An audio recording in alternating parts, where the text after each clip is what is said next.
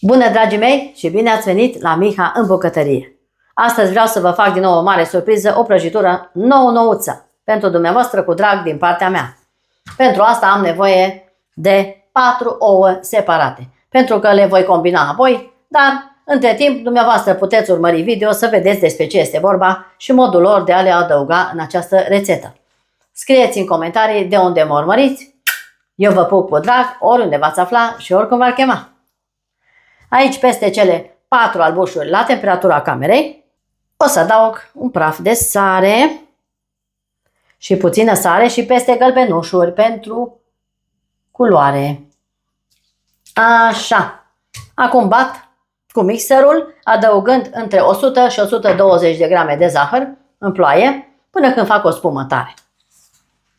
Dumneavoastră, până atunci, abonați-vă pe YouTube Rețete culinare cu Miha pentru rețete foarte bune, zic eu, și cine dorește să intre în comunitatea miha.de pe Facebook este invitat în comunitatea mea cu mare plăcere. Acum să trecem la treabă. Faceți cu mine împreună. Am obținut o bezea tare. Acum o pun deoparte și voi bate puțin și aceste 4 gălbenușuri unde am adăugat sarea. Voi pune o esență de vanilie peste bezea. Urmăriți video, deoarece este vorba de foarte multe componente și dacă nu urmăriți video de la început până la sfârșit, s-ar putea ca prăjitura să nu vă iasă. Așa că fiți foarte atenți. Am nevoie de ulei pe care îl voi pune peste gălbenușuri. Voi face cu mixerul uleiul până când omogenizez gălbenușurile cu sarea. Am obținut așa ca o maioneză. Acum adaug lapte, aceeași cantitate. Cantitățile absolut toate le găsiți pe parcursul acestui film, în momentul în care adaug fiecare ingredient în parte. O să mixez puțin la viteză mică, iar această compoziție cu gălbenușuri o să vină peste cea cu bezea. Le vom amesteca toate împreună. Voi încinge cuptorul la 180 de grade Celsius. O să golesc compoziția aici și o să amestec foarte bine. Iar acum amestec tot așa la viteză mică. Am încorporat bine ingredientele. O să scot mixerul, nu mai am nevoie de el. Peste compoziția de ouă voi pune 200 de grame de făină, cernută bineînțeles. Pun așa pe rând până încorporez toată făina în ouă. Și cu mișcări legere terminăm de încorporat făinuța. Am omogenizat foarte bine făina. Acum o să iau 2 boluri curate uscate. Peste această compoziție din acest bol o să adaug nucă de cocos. Nuca de cocos punem peste ouă. Și voi mai pune o linguriță de cacao neagră. În celălalt bol voi pune nucă măcinată, iar aici fistic măcinat. Și le voi amesteca pe toate, fiecare separat, cu mișcări foarte largi. Aici va trebui foarte bine să încorporez cacao. Folosiți ingrediente de calitate pentru o reușită așa foarte bună.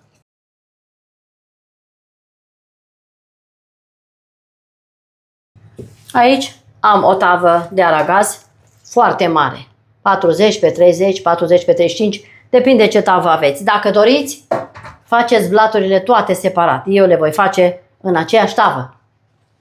Pentru început o să pun blatul cu cacao neagră pe margine. O să repartizez frumos pe tavă Urmează următoarea, cea cu nucă. Tot așa o voi pune și pe ea, din capăt în capăt, fără să deranjăm pe cealaltă. Acum repartizez, tot așa, pentru a îndrepta această parte cât de cât trebuie să o îndreptăm. Facem din nou aceeași mărime.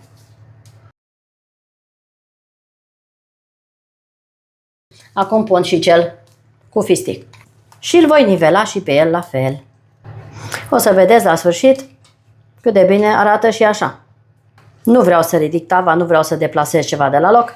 O să vedeți, după cum se vede, arată foarte bine toate trei. Și o să vedeți la sfârșit, când o să le tai, cum o să arate. Acum merge la cuptor și o să vă spun exact cât a stat la mine în cuptor, după care urmează și o cremă. Rămâneți la Miha în bucătărie. Dragi prieteni, aici, într-o crăticioară mai mică, am 4 gălbenușuri pe care le-am separat de albuș, peste care o să pun 100 de grame de zahăr tos. O să mai adaug 60 de grame de făină albă. Amestec puțin, după care încep să adaug din lapte. Acum pun lapte. Aici am 300 de ml de lapte rece. Amestec bine, bine până se încorporează toate ingredientele.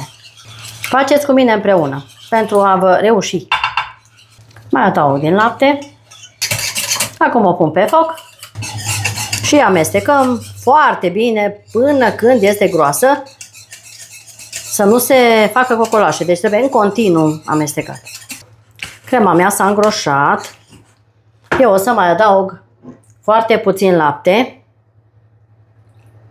Știu eu, cam 50 de ml, dacă mai trebuie mai pun. În funcție de făină, în funcție de mărimea ouălor, foarte mult contează. Mai adăugați puțin lapte dacă este necesar și amestecăm la foc foarte mic pentru a putea ține sub control această cremă, să ne iasă cum ne dorim. Crema mea este gata. Așa arată. Foarte bine arată. Deci eu am mai adăugat încă vreo 50 de ml pe lângă cei 300. Așa, între 300-350 de lapte. Așa arată. Peste această cremă voi pune o lingură mare de Jacobs, deci de Nes. Și amestec foarte bine cafeaua cu crema până o omogeniza super bine, după care o voi goli într-un alt bol. Crema mea este excelentă, cea mai bună cremă cu Nes, zic eu. Dumneavoastră n-aveți decât să încercați. Acum golesc această cremă în acest bol, acopăr și o las să se răcească până ajunge la temperatura camerei. Și așa arată minunata mea cremă cremă fiartă cu ouă și Nes. Mega cremă, cea mai bună cremă aceasta este. Acopăr cu o folie alimentară și o voi lăsa foarte bine să se răcească complet. Am pus direct pe suprafața cremei această folie. O dau la rece și imediat revin și cu blatul să vedeți și blatul cum s-a copt. Dragilor, blatul s-a copt, arată foarte bine. Foarte bine arată. Cele 3 părți colorate, fiecare cu alt gust. Acum îl voi scoate din această tavă. A stat între 25 și 30 de minute. O să scot blatul din foaie și îl voi lăsa să se răcească până la temperatura camerei. Și îl voi și tăia. Arată super bine. Eu zic că este absolut perfect. Moale și delicios. Nu știu cum să fac să vă arăt pentru că arde. Așa arată. Arde și nu trebuie să-l rup. Acum las toate la răcit, și crema și blatul, și o să revin imediat și cu alte surprize. Mai am încă o glazură deasupra și încep și să montez prăjitura mea după ce toate se răcesc. Rămâneți la Miha în bucătărie. Dragi prieteni și prietene, crema mea s-a răcit. A ajuns la temperatura optimă. Iar acum o voi amesteca. Prima dată voi bate 180 de grame de unt la temperatura camerei spumă. După care voi bate puțin și crema. Am bătut așa spumă untul. Acum o să mixez puțin și această cremă rece. Așa am bătut și spuma puțin, crema mea.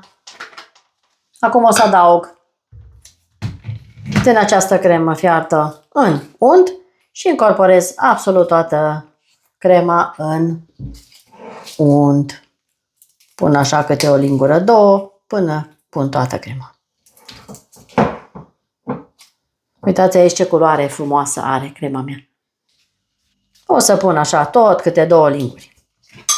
La viteză mică, mixez. Prima dată o să adun de pe margine untul pentru a-l încorpora foarte bine. Pentru că întotdeauna rămâne așa pe margine. Mai adaug din cremă. Am adăugat toată crema și acum mixez. Am amestecat foarte bine crema mea și am făcut cea mai bună cremă din lume. Așa arată cea mai bună cremă cu Ness Jacobs și cremă fiartă. Uitați aici cât este de pufoasă. Este perfectă pentru orice fel de umplutură ați dori. Dar trebuie să se potrivească și restul, bineînțeles. Am tăiat și blatul în 3 părți egale. Nu v-am arătat, n-am mai vrut să lungesc video. Iar acum o să iau prima parte și o să montez prăjitura mea. Iau partea de desubt și o să pun cremă. Voi împărți această cremă. Nu o să pun prea mult. Deocamdată, pentru început, voi pune circa 2 linguri și voi nivela pe toată suprafața. Eu zic că merită să faceți o porție dublă, fără îndoială. La cât este de bună, faceți porție dublă. Eu fac doar așa, pentru a vă arăta această excelentă prăjitură de azi. O să vedeți și cum arată la sfârșit. Am pus 2 linguri mari de cremă pe prima foaie, pe cea cu fistic. Aceasta este foaia cu fistic. Peste aceasta o să vină cea cu cacao. Uitați aici ce bine arată și această minunată foaie. O să pun pe cea cu cacao acum. O să apăs așa finuț, nu prea tare. Și voi continua cu partea a doua de cremă, tot așa. Nu mai mult decât am pus și la cealaltă. Așa, 2 linguri mari cu vârf. Pun pe rând câte puțin, până când pun consistența care vreau. Dumneavoastră puteți pune direct cu linguri mari. Eu pun cu o paletă și pun așa la ochi, cum fac eu de obicei. Nu cântăresc nimic. Trebuie să iasă perfect. Acum așez a 3-a foaie, cea cu nucă. Apăs puțin. O să fac puțin marginea, cât să acopăr foile. Nu trebuie în strat gros. Acum voi împărți aceasta în 2. Aceasta trebuie să fie chiar perfectă. Adică să fie în egală, fără să o cântăresc. Deci așa. Pun jumătate peste foaie. Nivelez foarte bine și aici. Un strat așa generos de cremă. Peste această cremă voi pune, aici am lapte și biscuiți de cacao. Voi înmuia puțin în lapte și voi așeza biscuiții așa, voi pune peste cremă. Iar aici pe margine voi pune așa jumătate de biscuite. Am așezat biscuiții peste prăjitură. Acum o să nivelez puțin din nou pentru că să arate și mai bine. Și deasupra, bineînțeles, urmează restul de cremă. Nivelez cu mare atenție pentru a nu deplasa biscuiții de la locul lor. Crema este suficientă pentru a face totul exact ca la carte. Pun toată crema. Trebuie să împărțiți crema în așa fel încât să ajungă peste tot, pe toate foile în mod egal. Acoperim și marginea biscuiților. Am nivelat foarte bine și pe lateral și deasupra. Acum, ca și decor, o să pun fistic măcinat, ceea ce am pus în foi. O să pun un rând de fistic, așa, o linie de cocos, apăs puțin, urmează nucă și tot așa până când ornez toată prăjitura mea. Și bineînțeles am încheiat cu un strat de fistic. Să fie totul exact așa cum vreau eu, perfect. Uitați aici ce bine arată. Acum merge la rece și eu o să revin și cu produsul final, să vedeți ce o felie, să vedeți. Nu vă spun cât este de bună. Rămâneți la Miha în bucătărie, revin în curând. Dragii mei, prăjitura mea a stat la frigider pentru câteva ore bune. Așa arată prăjitura mea de astăzi. Aceasta este regina prăjiturilor, după părerea mea. Așa arată și o felie. Blatul de nucă, blatul de cacao neagră, blatul de fistic. Și 1, 2, 3, 4 creme. Dragii mei, aceasta este regina prăjiturilor, numărul 1. O rețetă a mea personală și proprie. Vă invit să pregătiți această minunată rețetă. Așa o să se cheme regina prăjiturilor. Așa i-am dat eu nume. Vă mulțumesc foarte mult pentru atenție, pentru că sunteți în număr atât de mare. Mulțumesc celor 6.000 de abonați. Din tot sufletul vă mulțumesc, pentru că sunteți prietenii mei cei mai buni. Așa că pregătiți această minune și până data viitoare la o nouă rețetă. La revedere!